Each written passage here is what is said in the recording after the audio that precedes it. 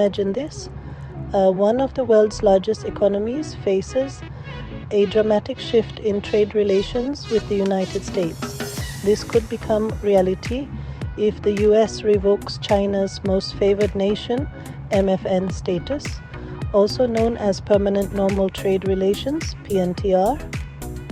But what does this mean and how could it reshape global trade? So, what exactly is MFN status? Most favored nation, or MFN, is a cornerstone of global trade rules under the World Trade Organization. It means a country treats all its trading partners equally, offering the best trade terms like low tariffs and fair trade advantages. For example, if the US lowers tariffs for one country, it must extend the same benefits to all nations with MFN status. Since joining the WTO in 2001, China has leveraged its MFN status to build strong trade ties with the US. But what happens if MFN status is revoked? Tariffs on Chinese goods could soar to over 60%, combining non-MFN tariffs of 42% with additional penalties. For US consumers, this means Chinese products like electronics, furniture, and textiles would become significantly more expensive. In China, the impact could be profound. Higher tariffs would hurt Chinese exports, reducing demand in its largest markets. This could lead to factory closures, job losses, and a slowdown in manufacturing, a vital engine of China's economy. A drop in exports could weaken the Chinese yuan, creating ripple effects across the global economy.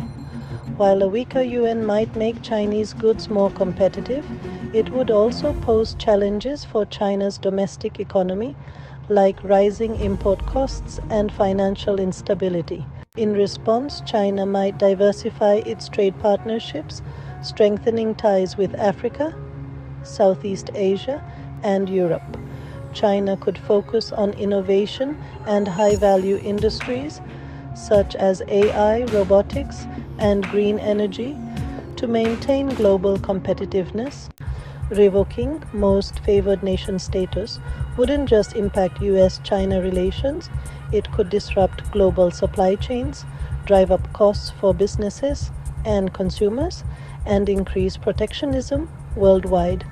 For emerging markets, this shift might create new opportunities to step into China's shoes as suppliers. Is revoking most favored nation status just a trade decision or a turning point for the global economy? Could this reshape trade balance or open doors for innovation and partnerships? Let us know in the comments below. Don't forget to like, share, and subscribe for more insights into global trade and its significant impact on economies worldwide.